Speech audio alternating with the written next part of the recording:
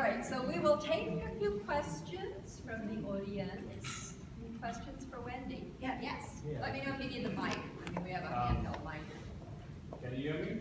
Yes. So regarding the trash can study which you did, I was curious, I was thinking why people think that the trash can is a human or represents a human entity. Right? What could be the top reasons? So what could be the top reasons that people feel that the trash can as a persona, as a human persona? Yeah. Right. Is it the form factor of the trash can? Is it the way it waves or what is it? Right. So I will emphasize that the trash barrel that we had is we literally used a brute trash barrel. We tried to use something. A lot of times with our interactive furniture stuff, we use IKEA furniture. We use things that are definitely not, they don't look like a robot. We're not doing anything here to misguide people. So the question was, why do people think that it's a human? You know, have a human persona? And I would argue that they absolutely don't. You know, they do things that are social, and I think that the reason why they do things that are social is that we don't know any way to interact except socially. That people who, you know, when something has behavior and it has movement and it seems to have intent, you basically use the tools that you have to understand things that have behavior and intent, you know, and you recognize, you basically cast that onto this thing in front of you. In the interactions with the garbage can, I think instead of modeling the garbage can as a person, what they actually realize is there are a lot of things that people are doing where they're treating it like it's a dog or a pet. You know, and so if you think about it, we interact with things that aren't people, who have behavior and intent, and we model those things. Like we try to understand what their motivations are, and we try to work with them to do negotiation. And so I think a lot of the things that people do with interactive robots kind of fall into the same category. One of the really interesting things, and I never thought deeply about this when we have some philosopher friends who are phenomenologists, and they're saying, like, the thing that's interesting to them is that people are not sitting there questioning, like, what is the theory of mind here? Like, where is the brain, you know? How does it think? How does it see? How does it know? People are like, oh yeah, robot trash barrel, I'm gonna feed it, you know? And just the fact that people go to this as the first thing and they don't think twice about it is like a very interesting thing. And there are a lot of people who felt like people would have kind of deep conflict about it, but it's really evident that in the moment they absolutely don't. Also, when people are crossing the road and they see a self-driving car, they don't stop and say like, what is going on? They cross the road because they want not to get run over. They make a decision, whether it's safe or not, and then execute it. And they wait till they're on the other side of the road to think their deep philosophical thoughts about what's occurring. And so I think that's one of the things that's really important for us. Like, yes, we could do a lot of training exercises. Yes, we could have the machine tell people how they want them to interact with it. But there is a thing that people will go to and figure out what that is. Yeah? We see often on video, on TV or whatever, in Japan, interaction of human beings, especially older people, and robots. What do we learn from their experience? Because they seem to have been doing more of it, especially, again, with older people and either pets or robots that look like little humans. Yeah, I mean, I think in Japan, they learn similar things, but so in Japan, because they have an aging population and kind of a different kind of cultural feeling about immigration, they actually much more optimistic about having robots kind of do service work. So they have, for a lot of older people, they have something that's known as a power robot, which is like a seal pet that kind of moves around, and then you can get a pacifier that helps charge it. They also have like these big nurse robots that basically help to assist with things like liftings and other things in nursing homes. But one thing that is kind of a persistent aspect of the way the robots have been designed in Japan is that they have been trying very hard to pursue kind of anthropomorphic design, with the belief that the more like a person or an animal that you make this robot, the more acceptable it is. And it's interesting because the research that we're pursuing basically chases this other hypothesis, which is that you don't need to have any of these things. It doesn't need to talk, it doesn't need to look like a person, it doesn't have to have real looking skin for it to interact well. But you know, I think that it's not clear to me that the people here would care about the same things. I actually don't understand this very deeply, but there's kind of a history of animism in Japanese culture, which changes the way that they would think about objects that have behaviors and kind of behave interactively than we would. And that's something that means that, like, one thing that I think is interesting about cross-cultural design is you can treat each culture like its own little lab, and in that way we basically have a lot of examples of things that might work, and a lot of things that we might try when we're trying to solve problems or come up with solutions. It's definitely possible for people to interact with robots that look like people, like they're people, and I think there have been instances of, I think holograms. They have this like girlfriend hologram that they've been selling, and people like basically buy them so they will have a girlfriend. And it's a thing, it serves a really important need. I mean, I think coming from our culture, it's a little shocking, but in their culture, that's something that is a totally acceptable way to kind of fulfill your social wants and needs. So that's definitely a thing that could happen. We could think about whether we want that, but it's really cool that we have these things to draw on. We have sex robots, Do we? don't we? I mean, they're I have heard of such things, but not experienced one firsthand. Yes. So the implication is that there needs to be sort of nuanced cultural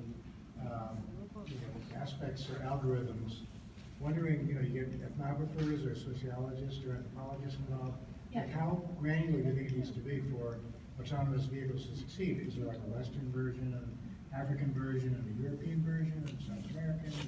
Yeah, I mean, What the implications are. if we just look at driving, there's probably a different driving model for like literally Jersey City and New York, right? Like, we know this to be true. So I think one of the things is that you'll have to have machines that are always like learning. But when you're learning a culture, you actually have to know what things to pay attention to. And even figuring out what those parameters are that we would need to take is not something that we actually know right now. So I think a lot of people believe that we're gonna have to do online learning.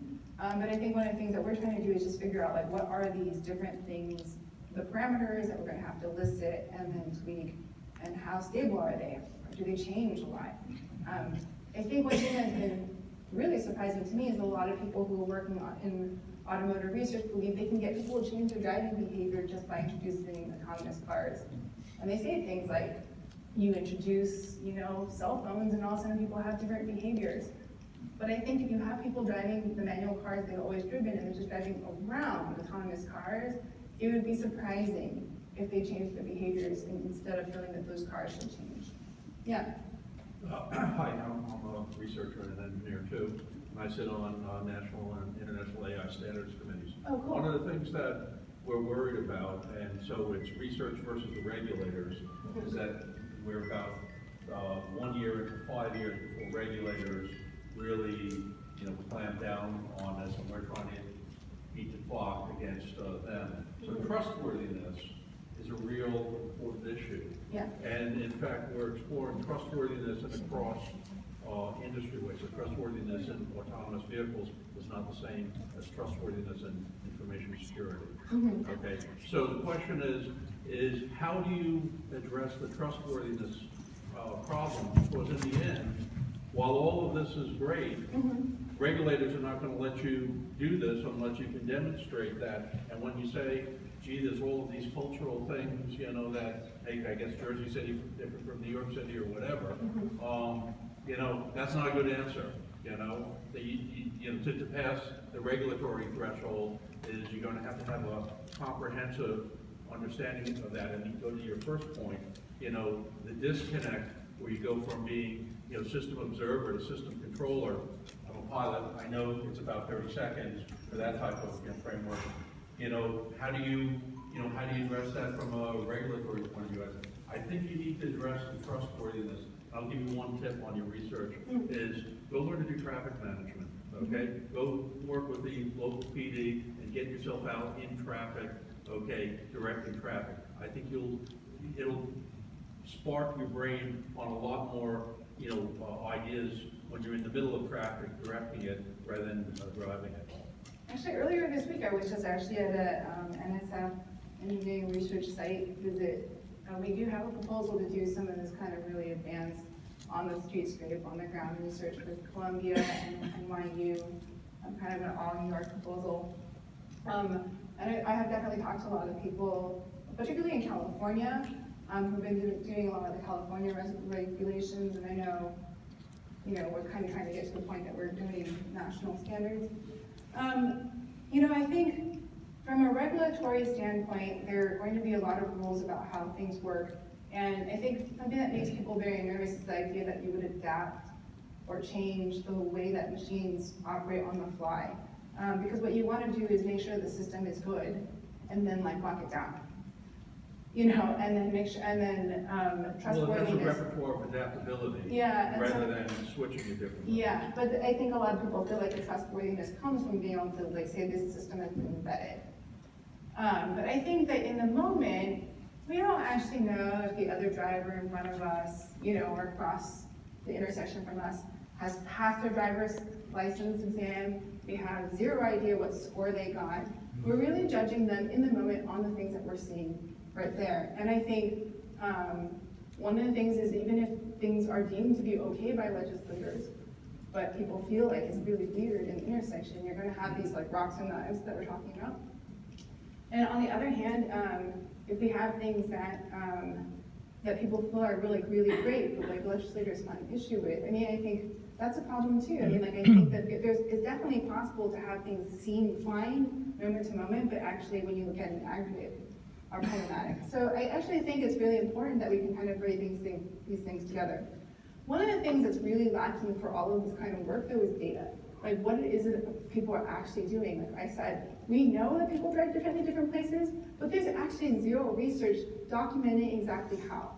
There are different studies looking at how the drivers have kind of different levels of anger, different levels of risk-taking. There are studies that talk about kind of the larger problem, like how traffic is different in different places, but literally not something that this is the headway distance that people normally maintain, in San Jose versus San Francisco, New Jersey versus New York. But any person could tell you that those things are happening.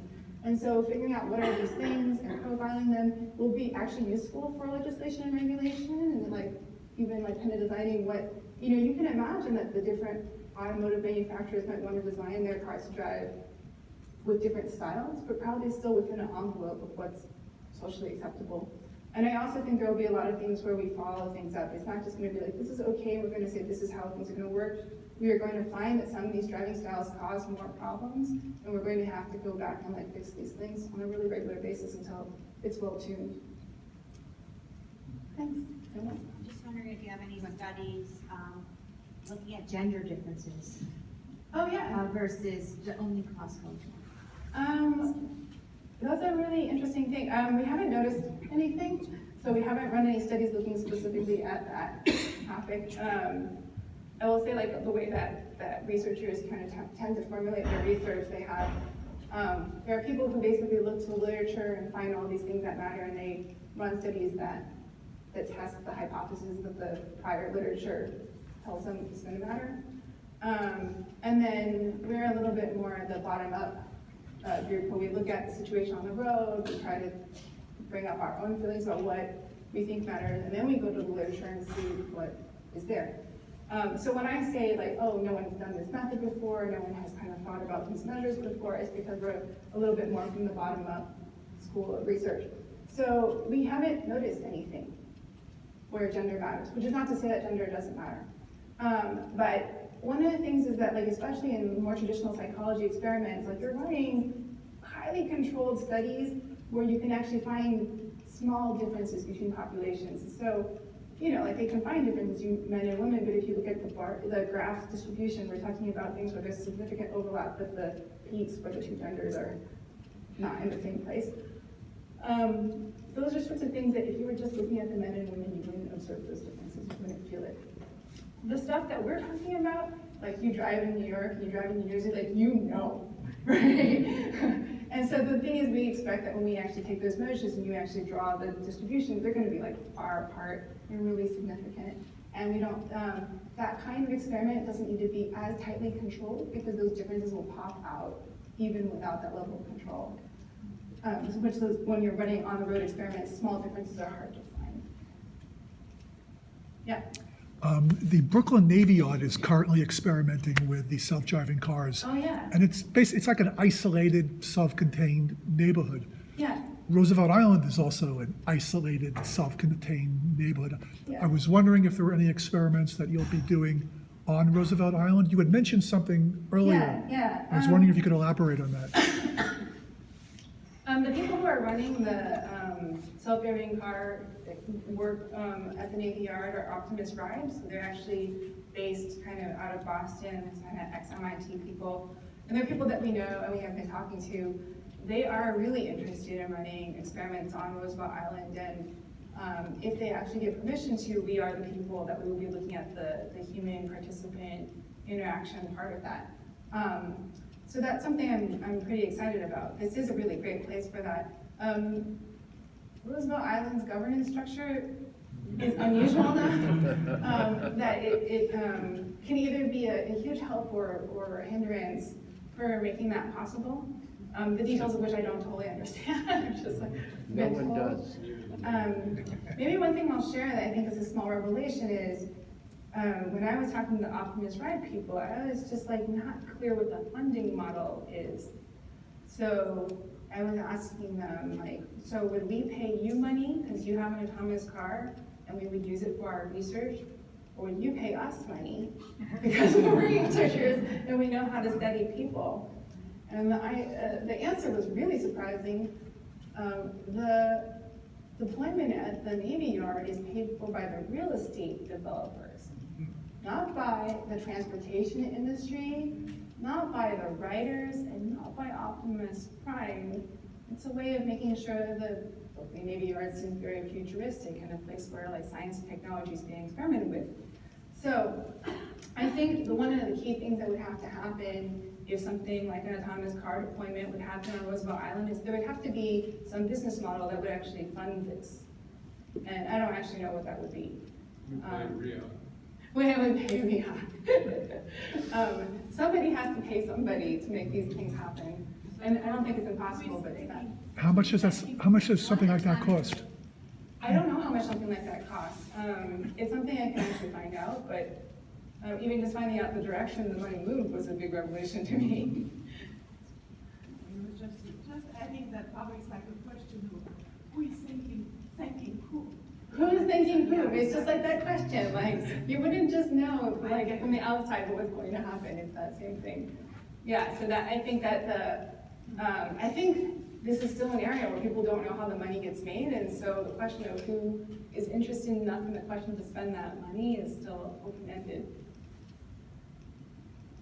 Yeah. So I have a question. I'm a designer, so I'd like to know what you think about the hero space of autonomous car as we're getting to level 5. The driver might not necessarily in the future. Mm-hmm. So I think that's going to transform the hero space of the vehicle. Yeah. What do you think about that? Yeah. So the question for anyone that couldn't hear it was, when we reach level 5 automation, we just want to believe this is like pure automation. The driver is never supposed to get involved with the driving. Some of my friends call it the human cargo level. Like, how will the vehicle interior change when that happens? And I will just say, I think that it is true that when we reach level 5, that there will be kind of like major changes that are possible. Obviously, you don't need control surfaces in the car. If that happens, we can kind of change the interior around. There is this like very popular sci-fi, I think, vision of the future where people are playing Parcheesi, you know, inside of a car that's like old retro enough it has fins. And one of the things that we have discovered in the research we've done so far is that is not going to happen because people get very motion sick if they're not sitting, facing forward and seeing the direction that the car is moving. This is a thing that people who work as safety drivers and autonomous cars actually have a great deal of difficulty with. If they aren't looking exactly where they would look if they were driving, they start to feel very ill, and it limits for how long they can actually drive for.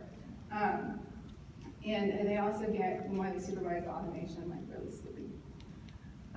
So I think it can change, but not as much as some people have envisioned that it would.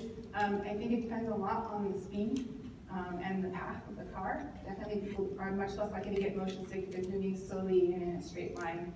So you might notice in the places where they have autonomous, particularly like bus deployments, the bus always moves pretty much straight and very slowly and smoothly. And in those situations, they don't need to have much more than just like telling people when they can get on and off the bus and where it's gonna go. I think what the interior of passenger cars is going to be like will depend a lot on how those cars are being used and what path they're going to take. The motion sickness depends upon how much peripheral vision has access to a real or artificial horizon. Right. Yeah, it's the difference between what your body says is happening and what your eyes say is happening. The questions? Go ahead. Oh, Yeah. John?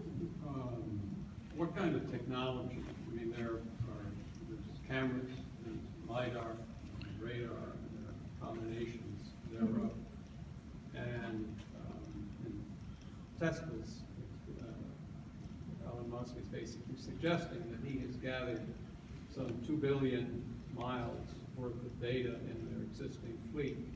And he, alone seemingly among the car manufacturers, particularly Tesla against legacy manufacturers, is using cameras and radar as opposed to LiDAR. He claims that within 1 year, roughly, his technology will permit at least level 4, possibly level 5. And this, I'm talking about, we've been talking an awful lot about the human interaction with the car, but the car's interaction with us, and based on what kind of technology and what are the prospects. What I've seen and what you're using LiDAR. It's got that little thing on top. We're using human intelligence. We sometimes have fake LiDAR. We call it LiDAR with an E in the middle, right? Yeah, we don't, just to be super clear, like my group does not have an actual autonomous car. If you see an autonomous car, from my lab, it will be a fake autonomous car that's designed to look at how people are interacting around the car. And there are, concerns about the fact that it's a deception, and we basically justify that, saying it's really important to know how people behave so that nobody dies when these things really happen. I don't have any insight into what's going on within Tesla, and when people make claims, sometimes it's difficult to judge the validity of the claims because you don't know what data they're looking at, you don't know what technology they actually have. But I have to say I'm incredibly skeptical. I was incredibly skeptical when Ford claimed that they were going to have autonomous cars in 5 years. I was incredibly skeptical when Google claimed that they were going to sell autonomous cars. And most of my skepticism has been borne out as we move forward. Like, I think John Traft was saying that actually it's not going to happen in the next 5 years. And the thing that people are thinking of, like level 4 or 5, and the thing that people are thinking about, which is like, you can just take a nap and you get in the car, that probably won't happen, in my estimation, in the next 20 years. I think that Elon Musk aside, I don't know what that man is thinking or looking at when he's making decisions. He might have some secret thing that I don't know about. Based on the things I've seen in academic research at other institutions at universities, at the companies that we've worked with, there will be different things. I mean, there are completely autonomous machines in agriculture and in construction, but these are all places where they're closed sites. You don't have people and strange things happening. There is limited automation with very little oversight, sometimes just a remote teleoperator in places like the Optimus Ride thing, where you basically have set routes where things have been fenced off and very low speeds. And I expect to see full automation with vehicles that are like golf carts in places like senior citizen centers, like pretty soon, like in the next 5 years. And because the definition of what an autonomous vehicle is so broad, you could, as a pundit, just claim we're going to have something in the next 5 years, and then when we get 5 years from now, just put a flag in whatever we currently have and claim we were right. But I think that it's misselling things to people. What people expect is to be able to get into something, put something in their phone, take a nap, and wake up someplace. And that is just not going to happen really soon, because the open road has a lot of variability, and the built infrastructure has a lot of, it's going to be a long time before we unbuild this and rebuild something else. And I think it might be easier to design things that work in the current system than to completely redesign the system, like have roads that no people are allowed to walk anywhere near, which is what it would take to make a complete system, completely safe system now. So, I mean, that's my prediction. Come back in so many years and call me on it. But again, it's unknowable because you don't always know what other people have in their deck. All right, everybody, well, how you doing, Wendy? You've been I'm fine. outstanding. I'm All happy right. to talk to people one-on-one after if that would help. That would help too. That's good to know. Wendy is willing to talk to you one-on-one. I see 2 hands up, and maybe then we may. And actually, maybe a self-interested pitch. We run studies on the island. We have a driving simulator upstairs. And David is here partly so he can take your names if you feel like being a participant in any of our studies. Come and find This David. is fun, folks. This is the good stuff. It's part of being part of science. Yeah. It's, we're not here to pitch to you. Yeah, we kind of are. But it would be fun, I think, for you to sign up and do it. Yeah. So you might want to, I don't know if there are parameters or things you want to explain about it, or David will. You know what happens is we have people in our mailing list, and then when we have a study, we basically send the email out asking for participants. And so you can decide if you have time to speak, if this is enough money, if you feel like doing the thing that gets mentioned. And so this is just so that you can actually reach you if you are interested in this sort of thing. Okay. Go ahead, yes. Sure. Do you need the mic? Why don't you do it? It's helpful. So you did mention the peculiarity of autonomous vehicles in non-autonomous traffic. What kind of observations are we seeing when there's multiple autonomous vehicles? And there's a lot of compute power, obviously. And do we see like swarm-like behavior arising out of that, or what are your thoughts? I actually don't know. One of the things is that most places where people are running autonomous cars experiments, they have worked with the municipal government so that they inclusive use of that area, so that they don't necessarily run into each other.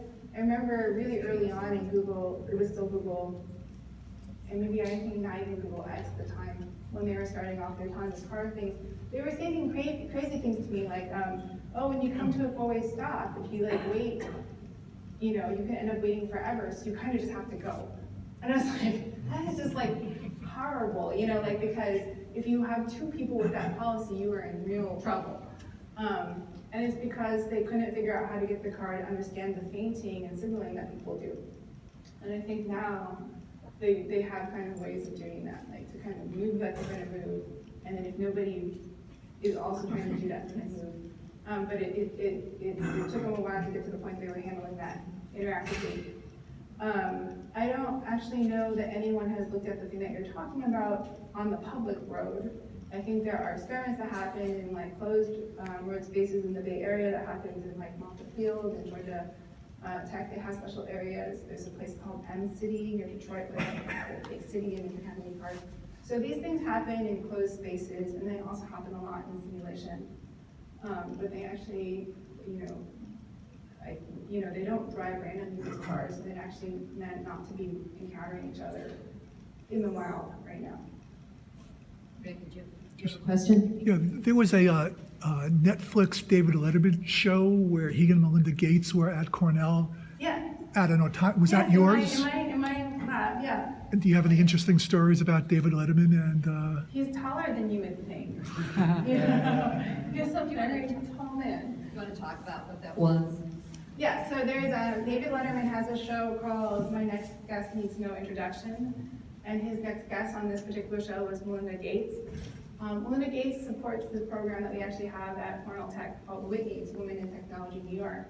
And Whitney actually recruits undergraduates from the CUNY schools, actually Hunter, and then gives them research internships in universities, corporations. And I had a couple Whitney interns that did really cool research. The very first, I basically installed all of the stuff in my lab in May 2018, and then I had summer interns using it in June. And so when they were interviewing interns in Melinda Gates's, program, there was a couple interns that worked on autonomous cars, and they were just they sent out scouts to see if that was as cool as it sounded. And they must have decided yes, because weirdly enough, I had David Letterman and Melinda Gates sitting in my car, and my wonderful intern came back so she could run her experiment. But she was we ran an experiment to see how bad it would be, because it's a bad idea to have verbally controlled cars. and basically verbal control is so inaccurate and there's so much latency that it's like a terrible way to control cars, but a lot of people think it's a good idea. So my interns ran a study where we looked at, like, one, how bad that is, and also how people react if the car doesn't hear them or mishears them. And we had David and Linda in our car running that study. It was really cool. I think that's a great place to start. So thank you very much, Wendy. Another round of applause for Wendy. And David is